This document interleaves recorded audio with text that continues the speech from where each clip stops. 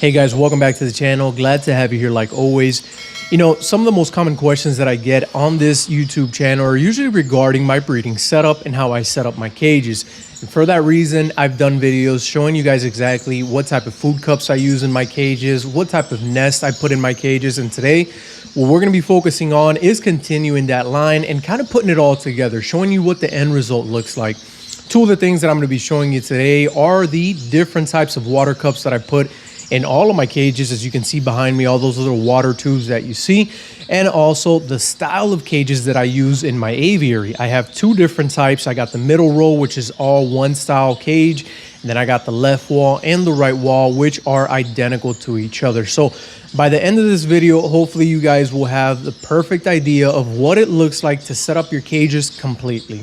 All right guys, but before we get started with today's video, I want to show you a couple of the birds that I have available for sale. If you guys are interested in any of these birds, you already know the drill. Go to the description box of this video, and there you're going to see the links to my Instagram page and my Facebook page. Those are the two best methods of getting in contact with me to purchase any of these birds. I have a couple of Gouldians available, both greens and yellows.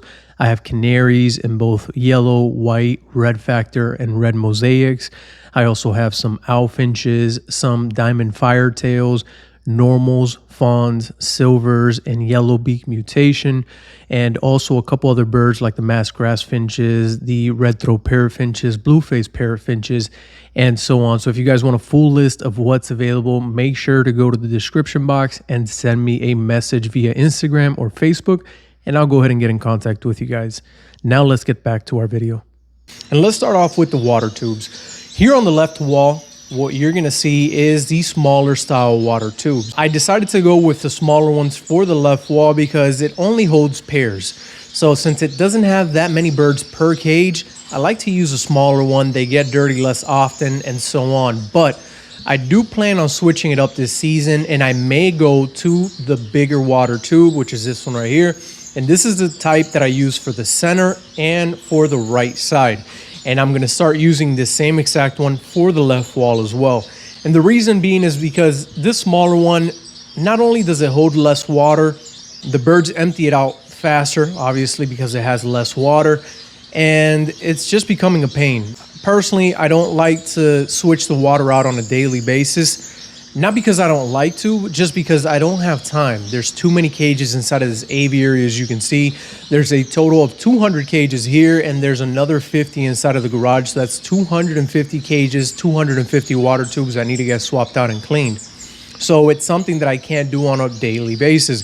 And as you guys can imagine, these things were not made to be cleaned out every single day. The whole purpose of having a water tube is so that you can go a couple of days without having to switch out the water and get rid of that hassle. So I will be switching over to this style for the left side. It's going to be my preferred method. But if you only have a small amount of cages, you can always use this smaller tube. It serves a great purpose as well.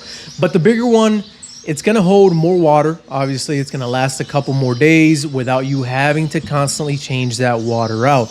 With the smaller one, like this one, the birds would drain it out usually within a day or two of me filling it up completely. Now, when it comes time for me to give water and to give food and all that, I like to split up my aviary into three sections: the left side, the middle, and the right side. In the left side, what I like to do is I start off on Mondays, for example, and I'll give the left side food and water. Then on Tuesday, I'll go to the middle section and I will do food and water. Wednesday, I go to the right side and I will do food and water. So as you can see, from Monday, now we got Tuesday, Wednesday, and then we jump back to this side on Thursday. So there are 2 days where these guys did not get food or water. They will hold off just fine like that. Reason being is because if you watch the video showing you the type of food containers that I use, those food containers hold a lot of seeds and they can go a long time without me having to refresh that seed. And as far as the water, same goes. When you have these bigger water tubes, they can go 2 days where you don't have to refill these and they'll still have water by Thursday. Now on Thursday, I'll clean it, then hop over to the middle, hop over to the side, and like that, and just continuously keep going. And what this does is it helps me out where I don't have to stress about doing everything every single day. So just keep that in mind. Depending how many birds you have, you can choose a type of water container for your cage. If you only have a couple of cages and you can continuously change it every single day where it's not a big problem, it doesn't consume a lot of your time, you can go with the smaller ones. They work perfect. If you have a lot more cages, or for example, like this side right here, this wall, each one of those cages holds anywhere between 5 to 10 chicks. And I put 2 of these containers in there, and even with 2 containers, it only lasts about 3 to 4 days with water. So keep that in mind. If you have a lot more birds per cage, or if you have way more cages, you may want to pick the bigger bottle that holds more water. It will make it easier for you to kind of divide those chores in between days, so you're not struggling having to do everything on that same day. Now, all of the cages, besides just having these style bottles, they also have the D cups, which I fill up with fresh water. And what that does is it helps the birds bathe, it helps them maintain clean, and they love that. The birds are going to need that. Unfortunately, with this, the birds can't take a bath in this type of water. They try to do it, and that's one of the reasons why the breeding pairs on this side sometimes empty these containers out that much quicker, and it's usually the pair of finches. Those birds, they love the water, so they usually empty out those containers very quickly. So now that we decided which types of nest we're going to use, which types of seed containers we're going to use, which types of water bottle we're going to use, you just have to decide which type of cage is right for you. There are a variety of different cages on the market. There are cages that are tall, there are cages that are long. I mean, it's all up to you and what your goal with the birds are. Personally, I like cages that are long. I don't like cages that are tall. The reason being is because the bird gets to exercise this way.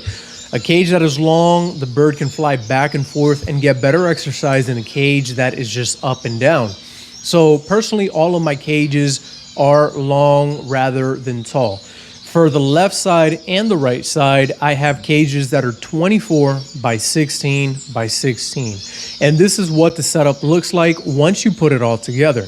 As you can see, all of the cages are set up identical. And what this does is that it doesn't stress the birds out when you move them from one to the next, because everything is in the same exact spot. And this is going to be very helpful for a variety of different species, because some birds do tend to stress when you move them from one cage to the next. So keep that in mind. If when you set up your cages, try to duplicate everything, try to make it very similar one from the next, so that if you end up having to move the birds, they don't stress out because of that.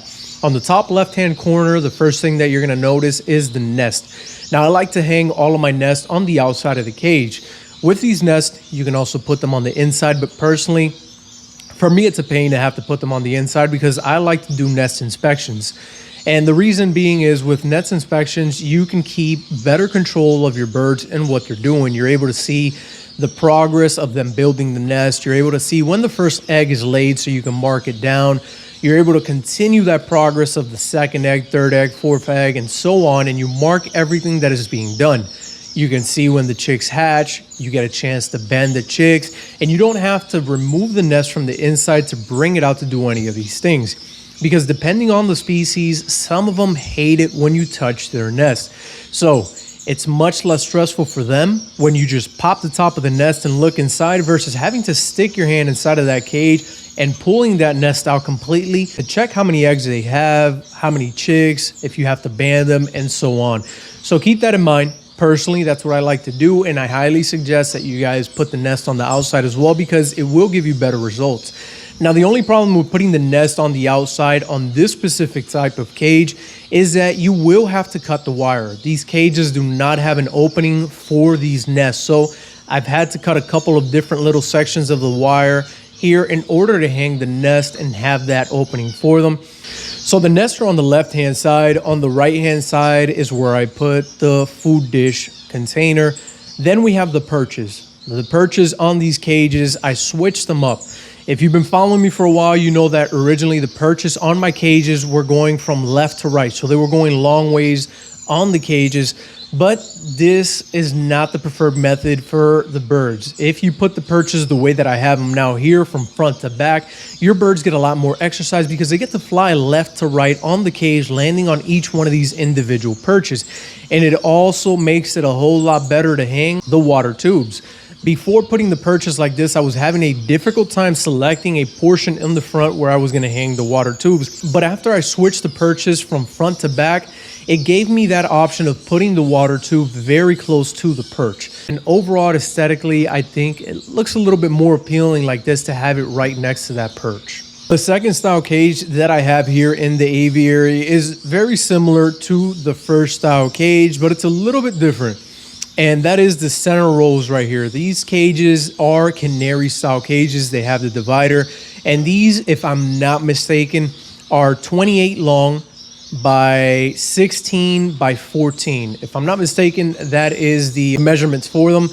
These have nest holes in the front and they have nest holes on the sides, so you don't have to cut the wire in order to put the nest. I personally don't like to put nest on the side because I put cages one next to another.